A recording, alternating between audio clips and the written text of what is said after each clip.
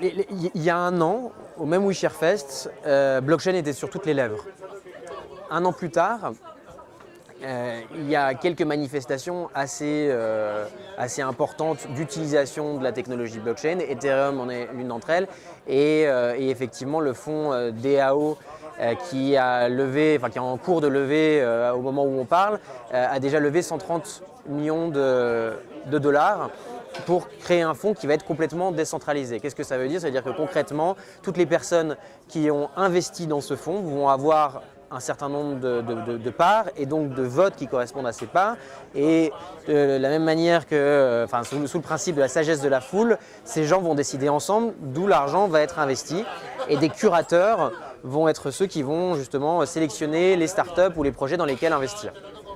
Donc là encore, c'est émergent. Moi, ce que je peux vous dire, c'est que j'ai investi quelques dizaines d'euros pour justement, pas tellement en espérant gagner beaucoup d'argent, mais pour suivre et pour comprendre comment ça va se passer au quotidien. Donc moi, j'invite tous ceux, alors je pense que le moment où ce MOOC sera diffusé, il y aura probablement un autre DAO Fund qui aura été créé. Mettez quelques dizaines d'euros et faites aussi l'usage qui consiste à acheter des bitcoins, à les changer en Ether, puis ensuite à les changer en DAO tokens pour pouvoir participer justement à ces aventures entrepreneuriales, parce que c'est ça dont il est question. Moi, je ne saurais pas vous répondre concrètement. Est-ce que je ne suis pas expert et spécialiste de la blockchain? En revanche, ce qui moi me stimule profondément avec cette technologie, c'est qu'elle permet de créer des organisations ouvertes, décentralisées, et qui vont se développer à grande échelle et qui vont scaler, comme on dit dans le jargon, des startups. Et c'est là où aujourd'hui on a besoin de modèles hybrides, donc à la fois associatifs et entrepreneuriaux, qu'on veut à la fois protéger les communs et en même temps donner la possibilité à des personnes d'être entrepreneurs et d'être suffisamment agiles et d'être suffisamment autonomes dans leur création de valeur au quotidien. Et c'est dans ces modèles hybrides, WeShare en est un exemple, qu'on permet à la fois de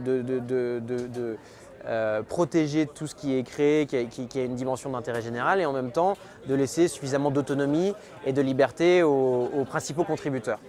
Et blockchain, a priori, donne la possibilité de réunir ces deux besoins avec une seule structure, ou en tout cas avec un seul modèle. Et c'est là où il y a quelque chose qui me semble intéressant. Alors effectivement, on a expérimenté avec Backfeed justement sur ces questions de gouvernance.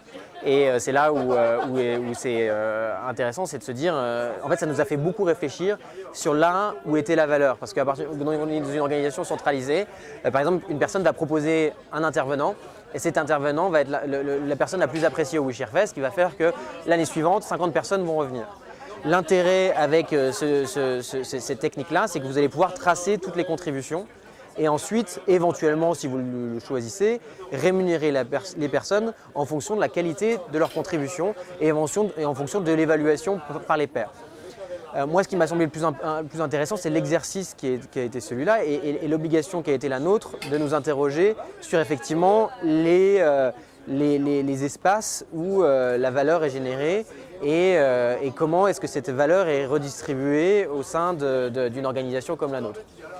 Ça reste encore assez expérimental et puis ça nous a confrontés à un certain nombre de défis qui sont très bien expliqués par Francesca dans 3 articles qu'on a publiés sur le mag et sur lesquels vous pourrez revoyer les personnes qui vont suivre le MOOC.